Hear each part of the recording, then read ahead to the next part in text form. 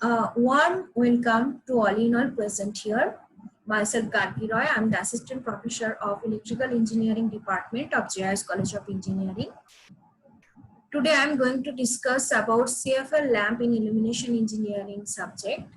The subject code is EE702C for final year 7th semester BTech Electrical Engineering and EES5ILE for 5th semester 3rd year Diploma Electrical Engineering. The credit of the subject is 4 and this is an elective subject. Now what is the course objective?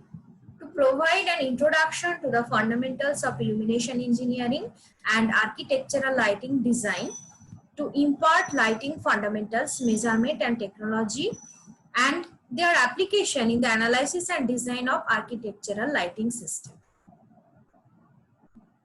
Just like my previous video lecture, again I am repeating the course outcomes because after completion of this course, what students will be able to do, it is very important to know. That's why I am sharing my view about course outcome. That is, students will be able to understand the need of good illumination and learning the physics behind various luminous sources and other terms and units. They can identify the criteria for the selection of lamps and lighting system for an indoor and outdoor space. They can perform calculations on photometric performance of light sources and luminaires for lighting design. They can evaluate different types of lighting designs and application. Today's course overview is compact fluorescent lamp or CFL lamp. So before I'm going to start about the introduction of the CFL lamp, I want to say about the CFL lamp, that is in previous day, that means in ancient age, human lives revolves with the sunlight and sunset, because that time human activity was small, but day by day our activity will increase, and after that we are not dependent only the sunlight. That's why artificial light sources are very useful nowadays, and CFL lamp is one of the example of the artificial light sources. So the term CFL stands for compact fluorescent lamp. It is also known as compact fluorescent light, energy saving light, compact fluorescent tube also. The CFL was initially designed to replace the incandescent lamp in terms of its compactness as well as energy efficiency. Now, what is the origin of CFL lamp? The modern CFL was invented by Edward Hammar, an engineer at General Electric, but was not produced at the time due to high production cost. After that, Philips company in 1980, it became the first manufacturer to mass produce a CFL bulb with Crewin base. Now, here two figures are present where parts of CFL are shown. Okay, so in the first picture we can see the screw base and housing of the CFL lamp. After that, electronic ballast is present here. Then the main part, that is the spiral lamp, is given, by which we can see the light of the lamp. Okay, after that, in the right side, different parts are showing here. That first one is base, next ballast housing. That means in ballast housing, the ballast is situated. After that, the total lamp is given here. So the lamp cover is this. After that, in the middle portion of the cover, tubular lamp is present. Okay, and in the lamp, argon and mercury vapor are present here. So all of you see here that the argon and mercury vapor is in the tubular section of the lamp. Then phosphor coating. Now phosphor coating means we can see that in the lamp there is a white color coating, by which we can see the light color as white. That is called as phosphor coating. Okay. Next, first base. Base means it is used to feed the CFL lamp in the lamp holder. From it draws the power. Actually, here the lamp is attached, and from this section it can draw the power. Next, ballast. Ballast consists of different elements like rectifier bridge, fuse, capacitor, serial capacitor, PTC thermistor, feedback transformer, diode, NTC thermistor, choke. So here different points are given and the rectifier bridge and other details are shown here. This is spiral lamp. So the upper section of this lamp is the tubular portion. That means this is lamp tube. Okay. Now working principle of the lamp. A CFL uses vacuum pipe, which is in principle wise same to the strip lamps, commonly known as tube light. Tube has two electrodes at the port end. Okay. So which is treated with barium. Cathode is having a temperature about 900 degrees centigrade and it generates a beam of electrons which is further accelerated by potential difference between the electrodes. Okay. Now, here we can see the lamp different section, and in the tubular portion what happened actually. The accelerated electrons strike mercury and argon atoms and in turn results in the arise of a low temperature plasma. This process initiates the radiation of mercury in ultraviolet form. Okay, so here we can see in the tubular form, glass tube is coated inside the inside with phosphor. Okay, and this one is the electromagnetic or electronic ballast, regulates the electric current that stimulates the mercury and argon ions to emit UV light. So in the tubular section, what happened actually? Here we can see the electrode, okay, and electron will flow. After that, we can see that some mercury and argon ions are present here. That means when accelerated electrons strike with mercury and argon atoms, that means then a low temperature plasma is created. After that, this process initiates the radiation of UV light. So here we can see that UV light radiation will produce. Okay. Next, in the lamp, a phosphor coating is present. So what is the function of this phosphor coating? And the phosphor coating name as luminophore, okay, whose function is to convert ultraviolet light into the visible light. So here we can see that ultraviolet ray converts by using the luminophore coating as visible light. Okay. Now circuit diagram. So in this circuit diagram, we can see that AC input is given here. After that, a EMI filter is present. Now, what is the function of EMI filter? It used to block circuit generated switching noise. After that, a rectifier is connected. So all of you know that what is the function of rectifier? It can convert the AC to DC. It can convert AC to DC. Okay. After that, a half bridge rectifier is connected and a control IC is present. So what is the function of half bridge rectifier? It converts DC to AC. That means for DC to AC conversion, half bridge rectifier is connected. And after that, a tank circuit, resonant tank circuit is used here to ignite and run the lamp. Okay. After that, the lamp will glow and it illuminate a particular place, right? So the additional circuit, this is the additional circuit block required for dimming. So it includes a feedback circuit. Okay, it includes a feedback circuit for controlling the lamp current. So this is the dimming circuitry. Next, explanation of the circuit diagram.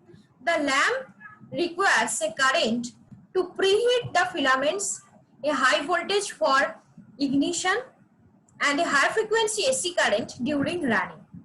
So to fulfill these requirements, the electronic ballast circuit first performs a low frequency AC to DC conversion at the input, and in the output, high frequency DC to AC conversion will happen. So the AC main voltage is full wave rectified and then peak charges a capacitor to produce a smooth DC bus voltage. The DC bus voltage is then converted into a high frequency 50% duty cycle AC square wave voltage using a standard half bridge switching circuit. But we have to convert the square wave into the AC sinusoidal wave. That's why the high frequency AC square wave voltage then drives the resonant tank circuit and becomes filtered to produce a sinusoidal current and voltage at the lamp. Okay. Now, what is the function of the phosphor coating, or what is the uses of phosphor coating? Phosphor is used inside the fluorescent lamp. It is used to convert the UV ray to visible light. Previously, zinc beryllium silicate was used as the basic phosphor. Later, contemporary lamps had used the phosphor, that was the mixture of halophosphate and magnesium tungstate. So, this version phosphor coating will produce yellowish light, but later bluish white. Okay, but nowadays phosphor is actually semiconductor material that has been mixed with activators, and it peaks spectral sensitivity near 253.7 nanometer. In its band theory, we can see that three zonal bands are present, that is valence band, forbidden band, and conduction band. So, in addition of the activator, the phosphor material, a permitted energy level is created in the forbidden zone. And an example of the activator is the silver. Now, color or appearance of the CFL lamp. Okay. Energy Star certified bulbs are available in a wide range of colors. Light color or appearance matches a temperature on the Kelvin scale. Okay, so in this figure we can see that soft white, warm white, ideal for most indoor application. That means where the temperature, that means color temperature level is 2200 K. So 2200 Kelvin, 3000 Kelvin, right? After that, neutral white or cool white, it is good for kitchen and workspaces. So here 3500 Kelvin to 5000. Next 5000 to 6500 Kelvin, that is daylight. Think blue sky at noon. It is good for reading. Next, brightness. For brightness, look for lumens, not watts. Actually, for brightness, we have to see for the lumens, not for the watts. Lumens indicate light output. Watts indicate energy consumed. Energy Star certified bulbs provide the same brightness with less energy. Because energy consumption is very required nowadays. That's why CFL lamp is used, because we can get the same brightness with the less energy level. Okay, that means wattage level will be low. That's why use this chart to determine how many lumens we need to match the brightness of our old standard bulbs. So standard bulbs 40 watt Energy Star bulb brightness, minimum lumens 450. So 60 watt 800 lumens, 75 watt 1100 lumens, and so on. Next, how do we get the most from the CFLs? So first, do the twist. Screw the CFL by holding the ballast, not the glass tubing.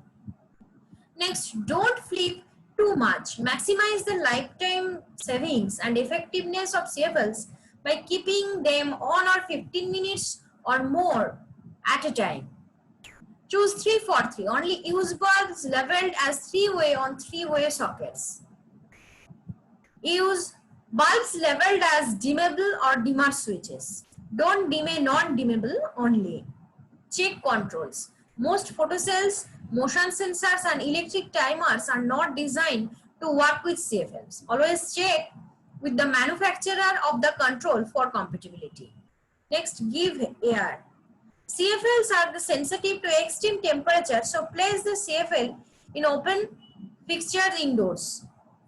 And we should using them in enclosed fixture indoors can create a hot environment that reduces the lifetime of our bulbs.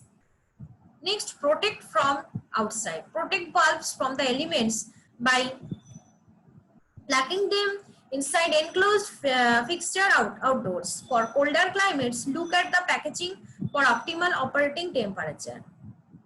Now, CFL burnout. So, what is the cause of CFL burnout? First, frequent on or off switch. As anyone who frequently replaces CFL in closets or hallways has likely discovered rapid cycling can prematurely kill a CFL. So, it should not be done actually. Repeatedly starting the lamp shortens its life because high voltage at startup sends the lamp's mercury ions and hurtling toward the starting electrode, which can destroy the electrode's coating over time. Another reason for CFL burnout is lighting fixtures are in areas that limit heat dissipation. CFL is very temperature sensitive basically. CFL still generates significant amount of light. If lighting fixtures are in areas that limit heat dissipation, excess heat will cause premature burnout of ballast. Okay. Next, rough handling.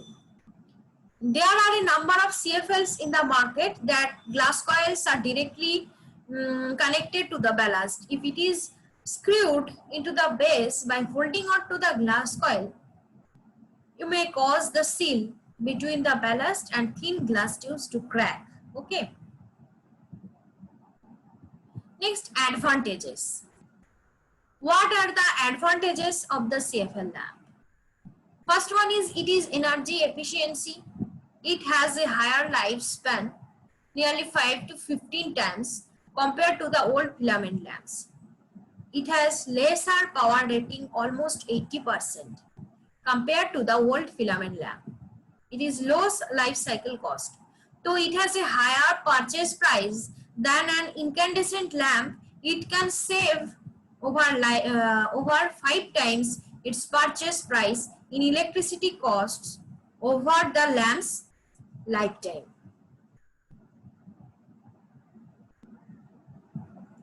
Again, advantages of CFL over the conventional light bulbs. Okay, so incandescent 60 watt, where CFL is 20 watt. That means wattage level is low, so energy will consume.